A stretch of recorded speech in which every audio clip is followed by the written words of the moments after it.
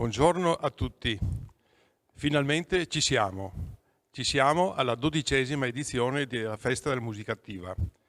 È il 13° anno che ci incontriamo, cioè da 13 anni ci incontriamo e causa la pandemia abbiamo dovuto, come dire, saltare un anno, ma la 12ª è qui. Quindi dobbiamo proprio dire finalmente ci siamo. Io porto i saluti della Fondazione Ghirardi, sono Dino Cavinato, porto i saluti della Fondazione a nome del suo presidente, professor Orsoni, e di tutto il Consiglio di amministrazione. Porto ovviamente il mio ringraziamento a nome del Consiglio alla Regione del Veneto, che ci ospita. Ringraziamo anche chi ci dà il loro patrocinio, la provincia di Padova e la città di Piazzola su Brenta. Questa manifestazione, quindi, che oggi noi iniziamo, è il nostro 12° viaggio nella musica. Noi l'abbiamo definita amatoriale, però è una musica dove noi ci ritroviamo con semplicità, ci ritroviamo con spontaneità e ci ritroviamo in questo viaggio musicale che per noi è importante, fondamentale, è educativo. Ecco, e ci coinvolge, appunto da 12 anni, ma ci coinvolge anche così sentimentalmente attorno a questo monumento, Galleria delle Conchiglie di Villa Contarini. Noi siamo qui oggi perché lo vogliamo essere, vogliamo che la musica sia il centro della nostra vita, vogliamo che sia il centro dei nostri studenti, che sia al centro dei nostri pensieri, vogliamo cioè che l'amore per la musica sovrasti, che la musica sia al centro dei nostri interessi. E quindi amatoriale significa esserci e viverci fino in fondo nell'ambito e nel mondo della musica. Ecco, io non posso e non voglio assolutamente togliere tempo a chi mi seguirà, perché questa è una festa, e la festa è fatta dai protagonisti di quelli che si esibiranno, protagonisti quelli che insegnano, quei protagonisti sono quelli che organizzano. E quindi nel dare la parola al maestro Piana, il nostro direttore artistico, nonché direttore anche del coro Città di Piazzola, io auguro a tutti quelli che vorranno essere con noi in questi 2 giorni un buon weekend, una buona 12ª edizione della Festa di Musica Attiva. Grazie a tutti e grazie per l'impegno. Un particolare ringraziamento l'ho riservato alla fine per esaltarlo un po' di più, a Isabella Longo, che in tutto questo ci dà veramente il suo apporto, il suo interesse, il suo amore per la musica, ma anche per la Villa Contarini, oltre che per la Fondazione Ghirardi. Grazie e buona giornata a tutti.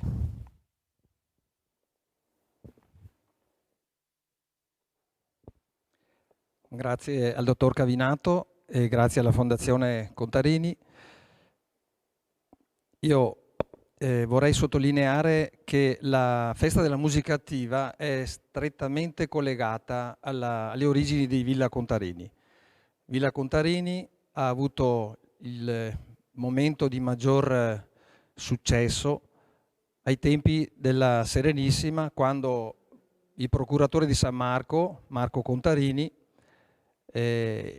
iniziò l'ampliamento di questo corpo centrale che era sorto intorno al 1000 per opera del Dente, e ha iniziato appunto con il costruire le ali laterali per trasformare questa villa in una vera e propria reggia teatrale. È da ricordare il fatto che in quei tempi Piazzola aveva anche a disposizione un teatro esterno alla villa capace di ospitare 1000 persone e con un palcoscenico grandissimo. C'era anche un teatro piccolo in prossimità del chiostro delle Vergini, così chiamato perché ospitava un gruppo di fanciulle orfane che ricamavano tessuti che poi venivano utilizzati per le rappresentazioni teatrali in questo grande teatro. Addirittura venivano utilizzati anche animali, anche elefanti. Purtroppo questo teatro poi, in seguito ad un incendio, non venne più ricostruito. A noi purtroppo rimane solo il ricordo. Comunque Villa Contarini veniva utilizzata proprio per queste feste, per questi momenti di musica, nel momento in cui venivano invitati i nobili, partecipavano a questi eventi e in questi teatri e in questo chiostro delle Vergini di cui facevo poc'anzi riferimento, abbiamo avuto anche la visita di Antonio Vivaldi, pensate. Avevamo un conservatorio musicale, nel vero senso della parola. Ora la Fondazione Ghirardi vuole riportare, con la Festa della Musica Attiva, la musica in tutte le sale di questa meravigliosa villa.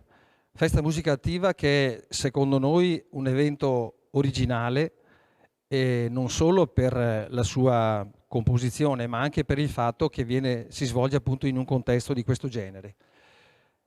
Nel 2009 il nipote del professor Ghirardi, professor Giordano Emilio Ghirardi, che acquistò la villa nel 1969, che la riportò dopo un periodo di degrado allo stato in cui era al tempo appunto dei Contarini, decide di dar via alla prima edizione della Festa della Musica Attiva. In collaborazione con il maestro Claudio Scimone, direttore dei Solisti Veneti, organizza un concerto con dei musicisti all'interno delle sale della villa. Un concerto itinerante con la partecipazione anche del pubblico che si sposta assieme appunto al gruppo musicale. L'anno successivo, nel 2010, la Festa Musica Attiva prende diciamo, la sua composizione, praticamente inizia ad essere presentata in 3 location della villa, esattamente nell'auditorium, sotto alla famosa sala della chitarra rovesciata, nella sala in cui ci troviamo adesso, che è il lato ovest della villa, il lato destro, che è la sala la Galleria delle Conchiglie, e nel lapidarium dalla parte opposta, nell'ala est. Contemporaneamente gruppi di diverse realtà musicali, cori, bande, solisti, ensemble strumentali, si esibiscono e praticamente riempiono le sale di questa meravigliosa villa. Siamo arrivati alla 12ª edizione, l'anno scorso, come ricordava il dottor Cavinato, purtroppo l'edizione è saltata, però noi siamo pronti a proseguire. Ecco, puntiamo tantissimo sui giovani, sui ragazzi, sulle scuole di indirizzo musicale, sui licei, sui conservatori, perché saranno il futuro. Ecco, a tal proposito io ringrazio e passo la parola alla dottoressa Isabella Longo, nonché nipote del professor Ghirardi.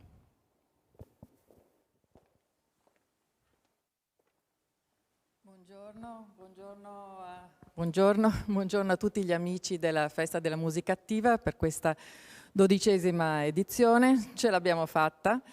Come diceva adesso il maestro Piana, questa villa negli ultimi 12 anni è stata riempita di musicisti in tre posizioni diverse, appunto in 3 sale o in 3 luoghi diversi, e ovviamente con le restrizioni imposte dalla pandemia questo non è più possibile quest'anno. Però che cosa è possibile? È possibile rendere ancora più forte il messaggio dell'importanza della musica in Italia.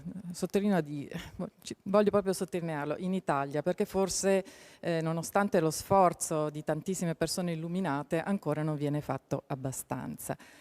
Perché? Perché la musica fa bene, il messaggio che vogliamo dare quest'anno attraverso contributi video, attraverso gruppi più brevi, quello che la musica è un bene, fare musica soprattutto, ricordiamolo, fare musica è un bene per tutti, per lo sviluppo cognitivo, quindi del nostro cervello, per il benessere, perché crea empatia, perché ci dà la capacità di essere flessibili, di lavorare in squadra.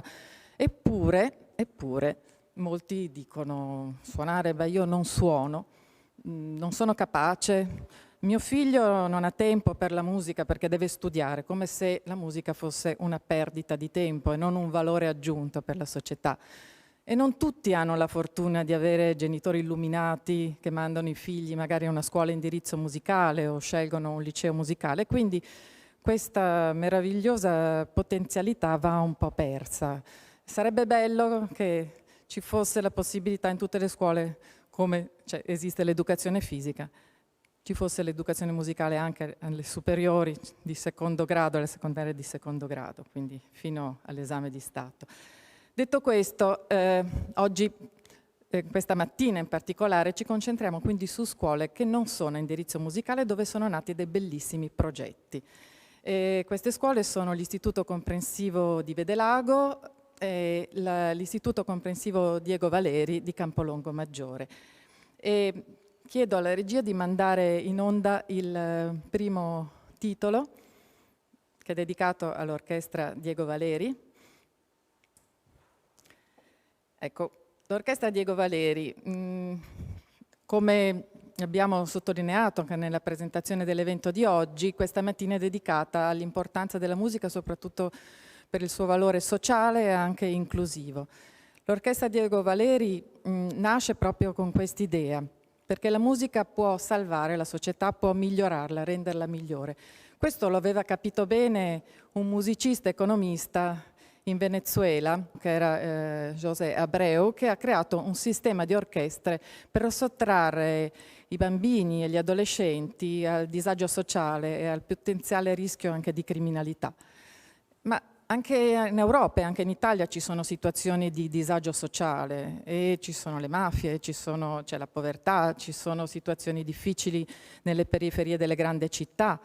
E quindi anche in Italia esistono dei bravi musicisti e insegnanti e anche che con il sostegno di dirigenti scolastici illuminati realizzano grandi progetti. Uno di questi è Giuseppe Laudani. Giuseppe Laudani, che è trombettista, è professore di educazione musicale all'Istituto Comprensivo Diego Valeri di Campolongo Maggiore, e capiremo adesso, attraverso la sua intervista, perché la musica è importante a Campolongo Maggiore. Chiedo alla regia di mandare in onda l'intervista.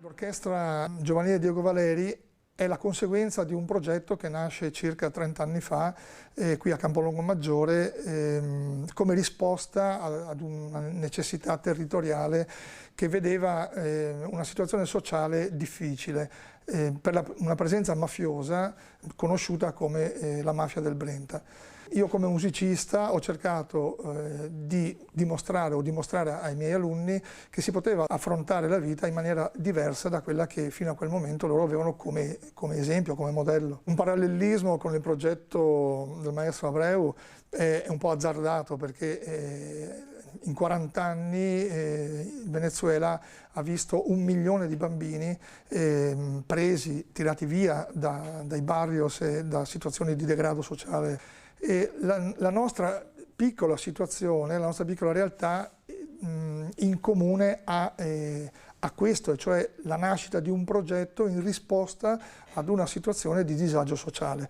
Chiaramente le differenze sono tantissime. Il maestro Abreu negli ultimi anni insomma, aveva a disposizione 100 milioni di dollari l'anno, una realtà come la nostra invece deve ingegnarsi ogni anno per trovare le risorse per poter continuare. Così come il maestro José Antonio formò 40 anni fa 11 ragazzi che divennero poi a loro volta dei formatori per altri ragazzi che a loro volta divennero formatori fino a creare una rete di 1 milione di bambini. Qui a Campolongo io ho cercato di fare in qualche modo la stessa cosa. Oggi a Campolongo Maggiore, che è un paese di circa 9.500 abitanti, noi abbiamo 1.500 bambini che fanno musica regolarmente, 3 orchestre, un'orchestra infantile, una under 14, una under 25, e gli insegnanti sono gli stessi ragazzini che 20 anni fa, 30 anni fa hanno iniziato con me e che a loro volta hanno proseguito negli studi musicali, si sono laureati, hanno continuato gli studi e oggi restituiscono ai bambini che sono presenti in questo paese, in questo comune e anche dei paesi limitrofi, perché abbiamo bambini che vengono da comuni vicini, restituiscono quello che in qualche modo hanno avuto da me.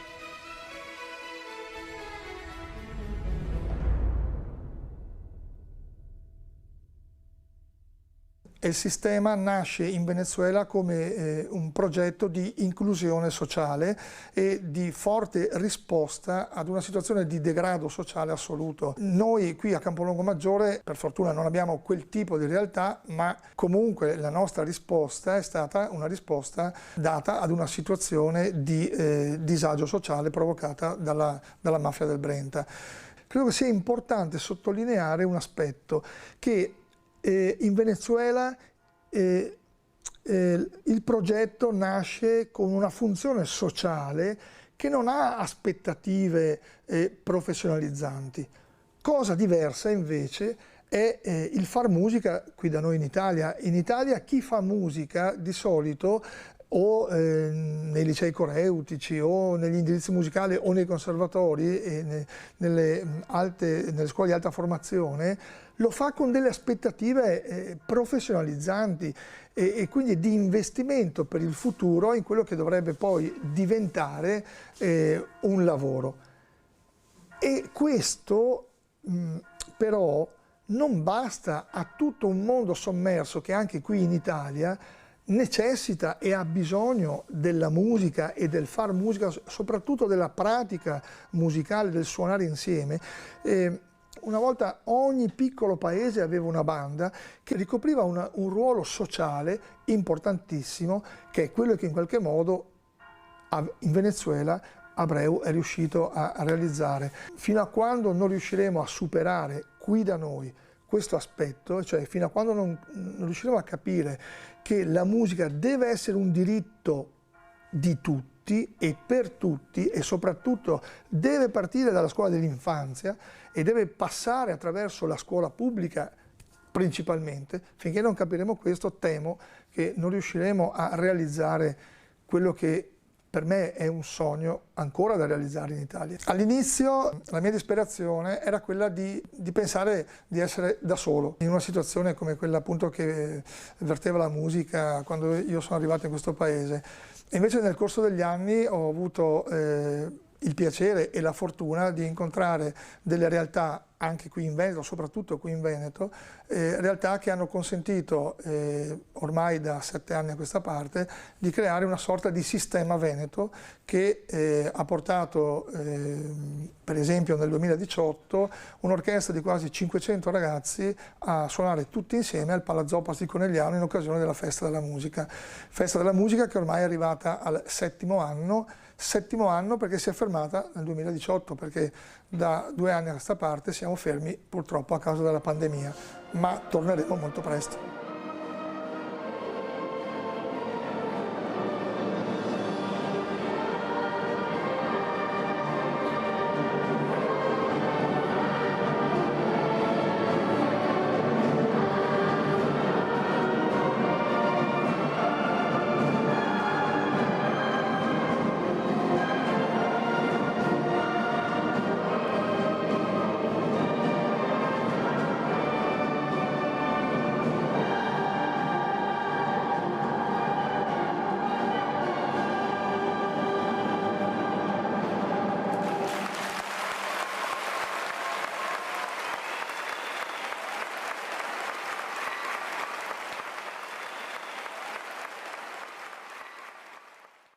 La scuola è un istituto comprensivo, non è una scuola ad indirizzo musicale. Abbiamo ottenuto un finanziamento nel 2001, i famosi laboratori della legge Berlinguer. Abbiamo organizzato un progetto in verticale che inizia alla scuola dell'infanzia e finisce alla scuola media. Da circa 8-9 anni siamo in convenzione con il Conservatorio di Adria per la prosecuzione degli studi e per la realizzazione e anche gestione dei corsi preaccademici che oggi sono diventati propedeutici in qualche modo al triennio e poi al biennio.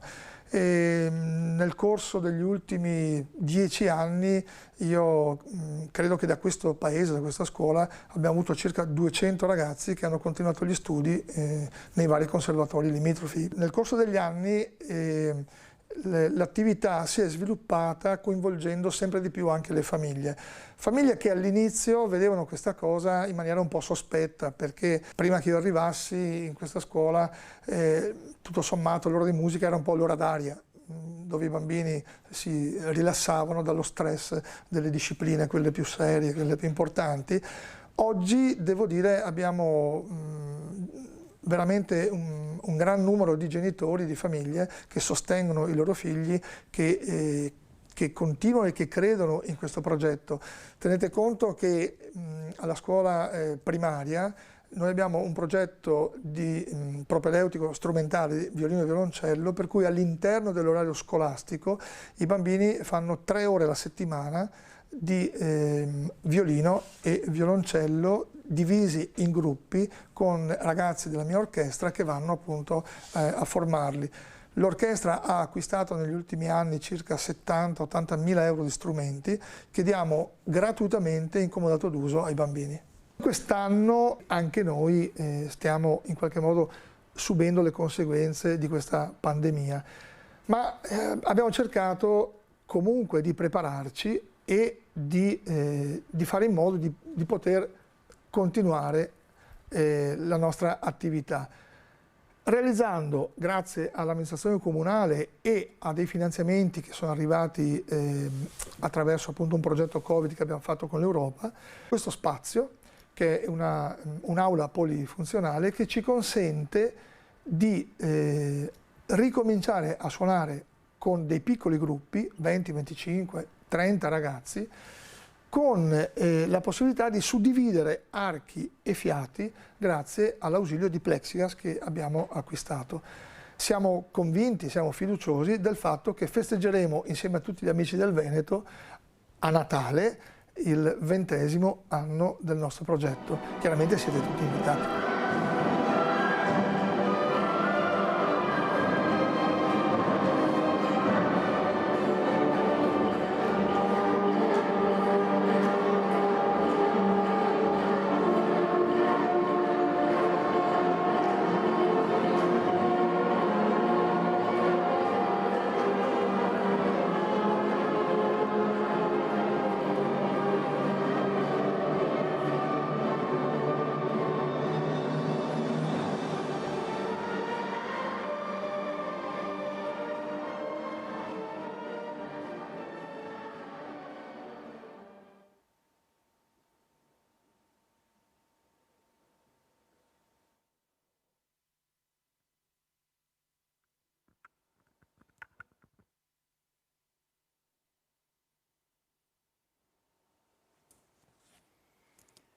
Ecco, il secondo progetto che nasce all'interno dell'Istituto Comprensivo Vedelago questa volta è il progetto del coro Mani Bianche. Allora, lo strumento che più comunemente tutti usano è quello della voce. Penso che ognuno di noi abbia cantato da bambino o anche da adolescente o in gruppo, in occasioni di famiglia, però cantare in coro, che è una cosa bellissima, non è sempre possibile per tutti, perché ci sono anche determinate disabilità che non consentono l'uso adeguato della voce nel canto, eppure si può cantare anche in un modo diverso, seguendo le onde sonore. Con questo vi presento appunto il progetto che è stato iniziato nel Veneto da Chiara Catapan, all'interno la professoressa Chiara Catapan, che è una violinista e anche lei una sognatrice molto determinata nel realizzare i suoi sogni, e chiedo alla regia di mandare in onda l'intervista.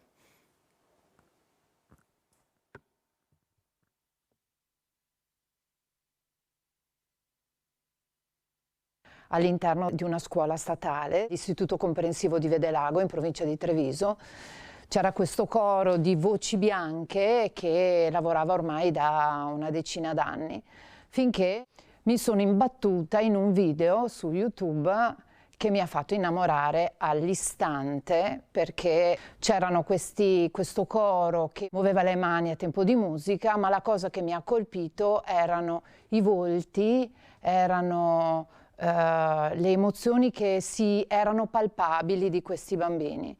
Ho approfondito la cosa e ho scoperto che era un progetto venezuelano molto importante, e si chiamava Manos Blancas, che in Venezuela occupava un sacco di bambini con disabilità, soprattutto disabilità acustiche, e mi sono chiesta se esisteva anche una realtà italiana di questo tipo.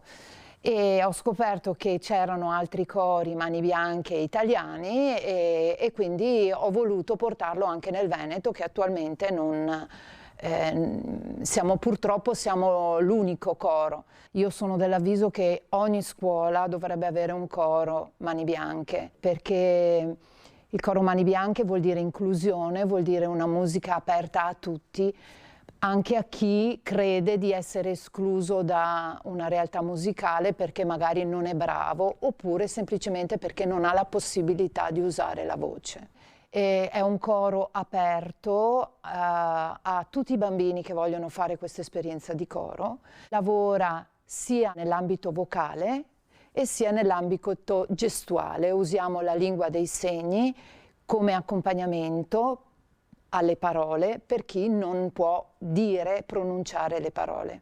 Il coro Manos Blancas è organizzato in due realtà, il coro cantante e il coro segnante. Io ho voluto provare a fare invece un coro unico.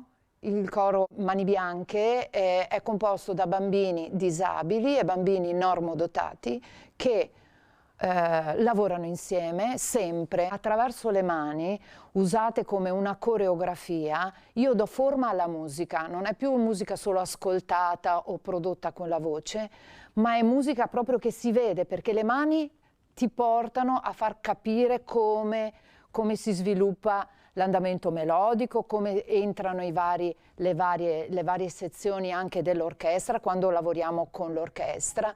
E quindi il valore aggiunto è innanzitutto quello di imparare una lingua nuova e imparare una modalità nuova, ma io aggiungerei anche questo.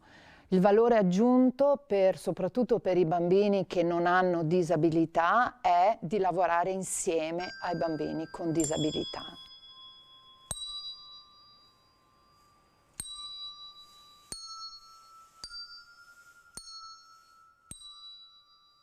La collaborazione con l'orchestra Diego Valeri è nata come esigenza mia, personale, di un insegnante che voleva formare un coro Mani Bianche, di un aiuto. E chi poteva darmelo se non una realtà che lavorava concretamente con i bambini? Ed era nel Veneto, quindi io ho chiesto, abbiamo telefonato, siamo venuti, abbiamo conosciuto la realtà, che è una realtà bellissima, perché quando entri in una scuola, soprattutto una scuola statale come è anche la mia, ma una scuola statale dove apri il cancello e senti suonare musica è sbalorditivo per noi. Quindi la collaborazione è nata proprio come mi aiuti a fare questa cosa perché vorrei avere un supporto. Le porte si sono spalancate, ora lavoriamo insieme da tanti anni e devo dire anche un'altra cosa, con tanta gioia anche da parte degli alunni, perché hanno un'età molto simile e quindi i concerti diventano una festa, diventano un'occasione di fare viaggi insieme, veramente di condividere, di fare vita insieme, non solo musica, ma proprio c'è questo scambio di esperienze, scambio di vita. Con il Covid purtroppo la vocalità si è annullata e quindi io ho dovuto fermare il coro, anche se l'anno scorso abbiamo realizzato a distanza un video dal titolo Andrà tutto bene, una canzone, però non è semplice lavorare, soprattutto con i ragazzi disabili, e lavorare con la lingua dei segni, perché i ragazzi hanno bisogno di vedere la bocca che si muove, hanno bisogno di vedere bene le mani, i segni come vanno fatti e come... Quindi ho preferito lasciar perdere, sperando che prima possibile si possa riprendere l'attività. Che poi io l'ho sempre saputo, in tutti i momenti difficili, e volevo solo dirti che se ci credi in fondo andrà tutto bene. Questo è l'inizio non è la fine, un solo amore senza confine. A te il mondo, a me il sogno, a me la notte, a te il giorno. A noi il tempo non risparmierà mai, giornate che sembrano non passare mai, e i pensieri che ti fanno diverso. Il silenzio è per tutti lo stesso universo. Amo questa vita all'infinito, amo l'infinito in questa vita. E tu smetti di piangere bambina, non è finita, finché non è finita. Se ti dico che andrà tutto bene, se ti dico non ti preoccupare, che alla fine ne usciremo insieme, anche a costo di dover lottare. Se ti dico guarda là il tramonto, dopo tutto passerà un momento. È perché lo sento, è perché lo sento, è perché lo sento. Se guardi il cielo non sei più solo, se questo è vero è ciò che sono, senza paura di fronte a Dio, dirai la verità solo dicendo addio. A noi il tempo non ci lascerà mai, ciò che è stato dimenticate. Se non ti chiedi come andrai, dove andrai, che poi è solamente un'altra estate. Amo questa vita all'infinito, amo l'infinito in questa vita. E tu smetti di piangere bambina, non è finita, finché non è finita. Se ti dico che andrà tutto bene, se ti dico non ti preoccupare, che alla fine ne usciremo insieme, anche a costo di dover lottare. Se ti dico guarda là il tramonto, dopo tutto passerà un momento. È perché lo sento, è perché lo sento, è perché lo sento.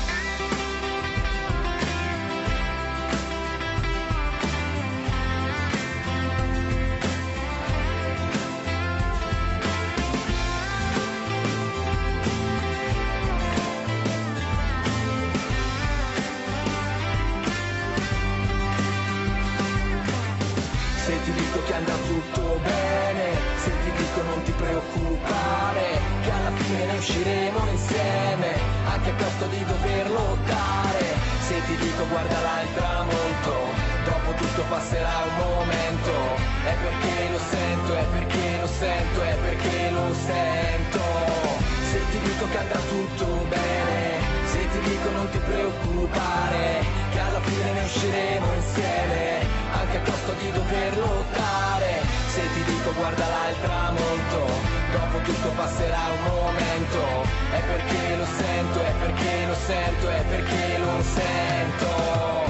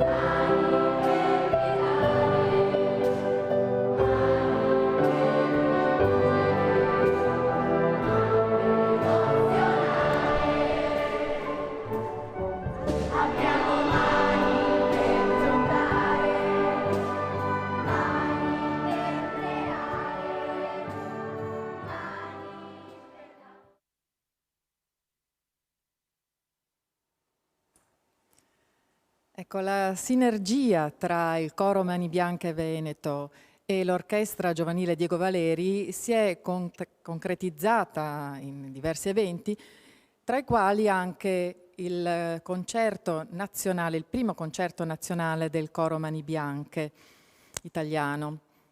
E questo è stato nel 2017. In quell'occasione c'è stato l'accompagnamento musicale, orchestrale di molti ragazzi dell'Orchestra Giovanile Diego Valeri, e che assieme ad altri ragazzi appartenenti a diversi nuclei del sistema in Italia, ispirato sul modello di Abreu, hanno accompagnato appunto il coro Mani Bianche. Chiedo alla regia di mandare il video integrale.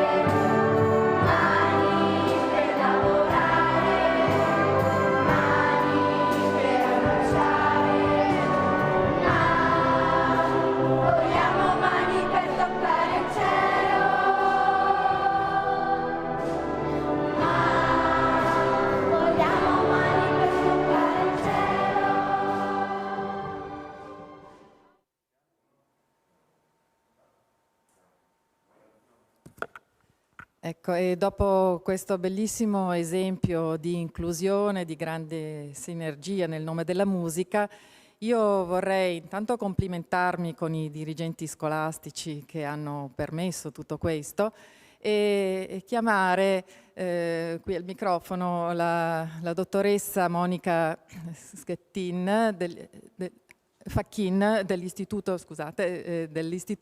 Comprensivo di Vedelago di Treviso, nella quale ha sede il coro Mani Bianche Veneto.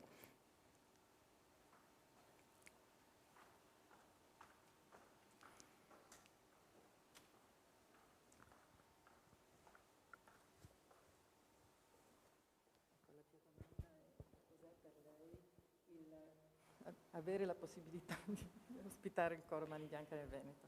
Allora, intanto grazie a tutti.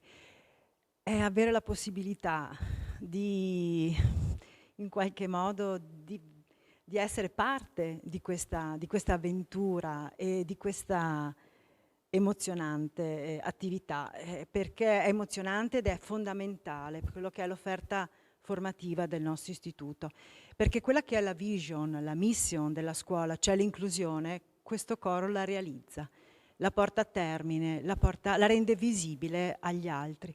È quindi un percorso che viene fatto, che non è una semplice inclusione. Questi ragazzi sono parte del tutto e la loro disabilità viene meno. Quindi sono uguali agli altri. La musica, che è il linguaggio che è universale, rende veramente speciale questa attività. E grazie anche alla professoressa Catapan, che non è, al di là della sua formazione, della sua professionalità, è proprio l'amore, la passione che trasmette ai ragazzi che rende speciale questa attività, e quindi la ringrazio.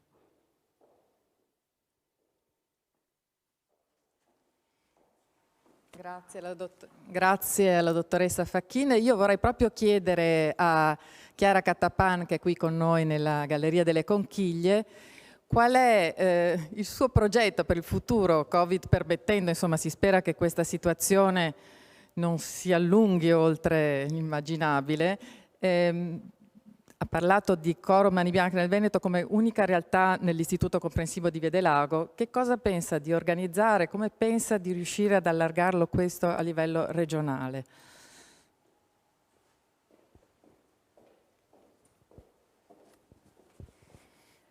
Sì, buongiorno. Purtroppo, come avevo detto nell'intervista, purtroppo l'attività del coro ha dovuto fare uno stop perché per problemi ovviamente di comunicazione, i problemi di comunicazione non permettevano appunto di proseguire in modo giusto e in modo corretto il progetto. E io spero che da settembre le cose possano ripartire e possano proseguire. E nel frattempo, comunque, vorrei dire anche questo, che un tipo di progetto come questo non è che si realizza perché hai il coro Mani Bianche, si può fare benissimo nelle attività scolastiche. Io per esempio quest'anno ho realizzato delle attività come le attività classiche di coro Mani Bianche nelle mie classi di musica nella scuola statale. Quindi si può lo stesso attivare un progetto di inclusione che preveda appunto non solo una musica prodotta con la voce, ma anche una musica che coinvolga il corpo. Mi piace il titolo Festa della musica attiva, perché vuol dire che la musica è dentro di noi e noi la attiviamo con un sacco di iniziative che gli insegnanti sono bravissimi a fare. Basta crederci e basta essere accoglienti nell'entusiasmo che ti danno i ragazzi nelle attività.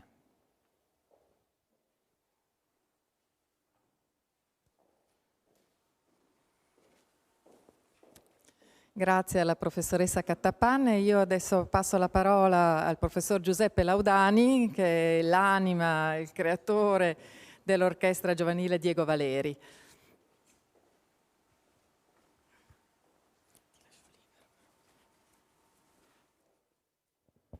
Sì, buongiorno a tutti. Volevo innanzitutto ringraziare la Fondazione Ghirardi per questa bellissima occasione che ci ha dato di far conoscere al di fuori della nostra realtà quelle che sono moltissime realtà in tutta Italia. Le nostre scuole italiane sono veramente ricchissime di progetti e di attività come queste, solo che purtroppo spesso e volentieri non si conoscono, non vengono abbastanza, come dire, pubblicizzate, non ci sono come dire, strutture come queste che possono dare spazio a tutti gli sforzi, ai sogni, ai progetti di insegnanti che nella scuola portano avanti ogni giorno con fatica quello che secondo me appunto sono sogni. Soltanto dei sognatori sono in grado di portare avanti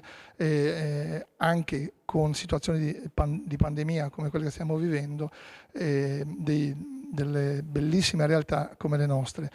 E ripeto, voglio ringraziare l'Associazione Ghirardi per questa occasione, perché non vorrei mai domani esiste un bellissimo libro che si intitola La solitudine dei numeri primi, e non vorrei mai dover leggere un libro con un titolo che parli della solitudine di chi come me, come Chiara, come i nostri amici del Veneto e tanti altri amici insegnanti italiani crede nella forza, nel potere della musica di poter cambiare la nostra società, la nostra realtà, perché convinti che producendo bellezza si possa veramente cambiare il mondo. Grazie ancora a tutti.